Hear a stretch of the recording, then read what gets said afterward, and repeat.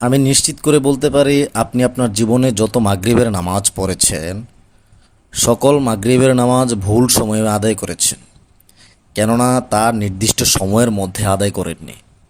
প্রিয় দিনী ভাই ও বোন, আজকে আমি এই ভিডিওতে আপনাকে স্পষ্ট জানিয়ে দিব কোরআন, হাদিস এবং চার মাযহাবের ভিত্তিতে মাগরিবের সময় ঠিক কতটা সময়, অর্থাৎ মাগরিবের নামাজের সময়টা কতক্ষণ পর্যন্ত থাকে। ইসলামের পাঁচ ওয়াক্ত নামাজ মানব জীবনের সময় বিন্যাসের এক অনন্য প্রতীক। প্রতিটি নামাজের সময় নির্ধারণে যেমন নির্ভুলতা আছে, তেমনি আছে গভীর আধ্যাত্মিক অর্থ। এর মধ্যে মাগরিবের নামাজ সবচেয়ে সংক্ষিপ্ত সময়ের নামাজ, কারণ এটি সূর্যাস্তের সঙ্গে সঙ্গেই শুরু হয় এবং অল্প সময়ের মধ্যেই শেষ হয়ে যায়। কিন্তু প্রশ্ন হচ্ছে, এই সময়টা ঠিক কতক্ষণ? সেটা জানার আগে আমরা জানব মাগরিবের নামাজের সময়ের সূচনাটা, অর্থাৎ কোত্থেকে এই মাগরিবের নামাজ এসেছে।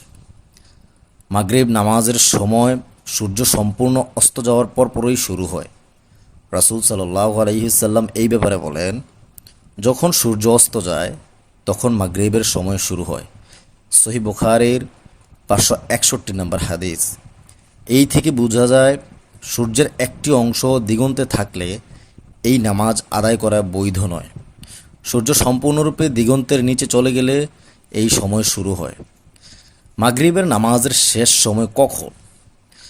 এই বিষয়ে সহিহ মুসলিম শরীফের 612 নম্বর হাদিসে রাসূল সাল্লাল্লাহু আলাইহি সাল্লাম বলেন, মাগরিবের সময় থাকে যতক্ষণ না আকাশের লাল আভা অদৃশ্য হয়।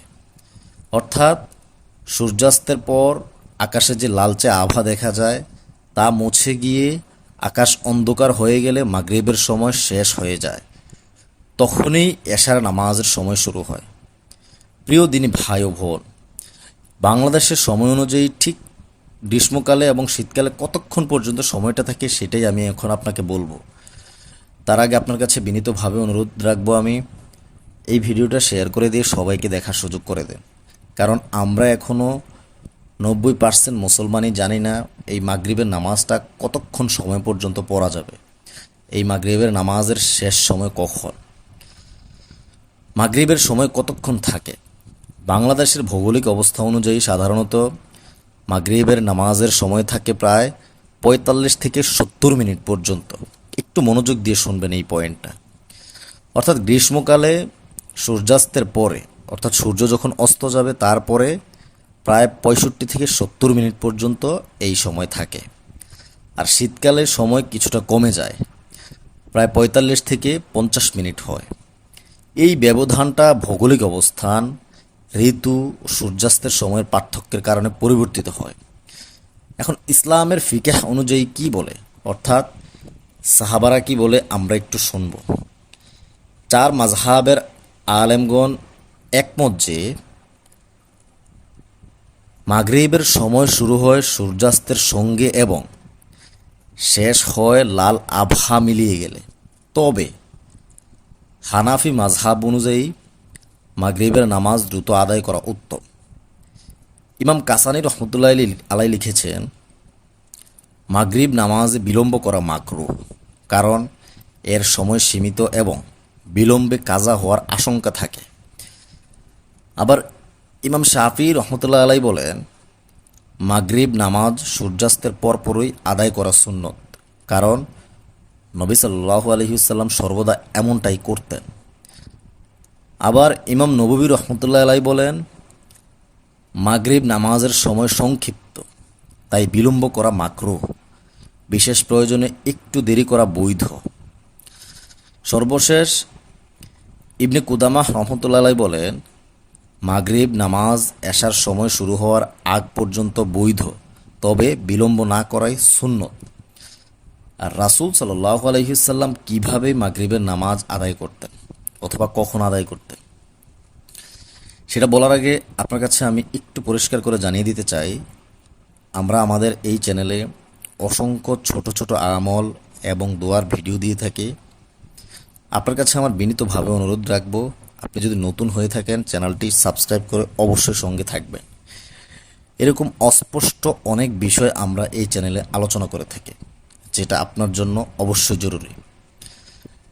আনাস ইবনে মালিক রাদিয়াল্লাহু তাআলা বলেন, রাসূল সাল্লাল্লাহু আলাইহি সাল্লাম সূর্য অস্ত যাওয়ার সঙ্গে সঙ্গেই মাগরিবের নামাজ আদায় করতেন এবং কখনো বিলম্ব করতেন না।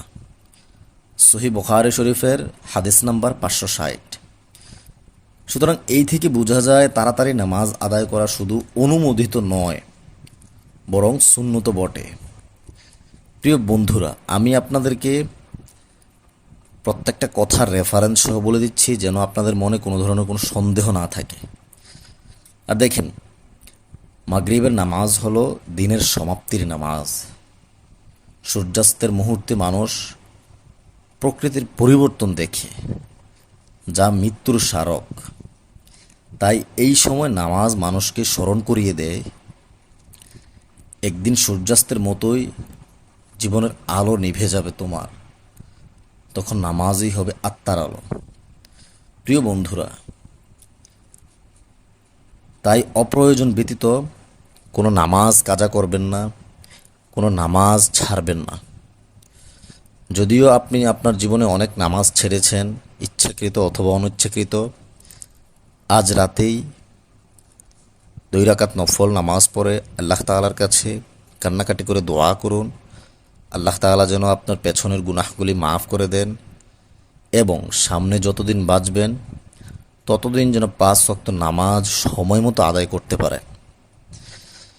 দেখেন, আপনার মতো আমার মতো অনেক যুবক, অনেক বড়, অনেক ছোট ভাইরা অন্ধকার করে কবরে চলে গেছে, যারা আজকেও জানতো না ওরা কালকে যে থাকবে না এই দুনিয়াতে। প্রিয় দিনী ভাই ও বোন, জন্ম যতটা সত্যি ঠিক তেমনি মৃত্যুটাও সত্যি। মৃত্যুকে স্মরণ করে সব সময় চলার চেষ্টা করবেন, তখন দেখবেন মন্দ কাজ থেকে বিরত নিজেকে রাখতে পারবেন, ভালো কাজের দিকে মনোনিবেশ করতে পারবেন। আল্লাহ তাআলা আপনাকে এবং আপনার পরিবারকে ইসলামের জন্য কবুল করে নেক, আমিন। তো যেটা বলতেছিলাম, মাগরিবের নামাজ ইসলামের সময়ানুবর্তিতা ও আনুগত্যের প্রতীক।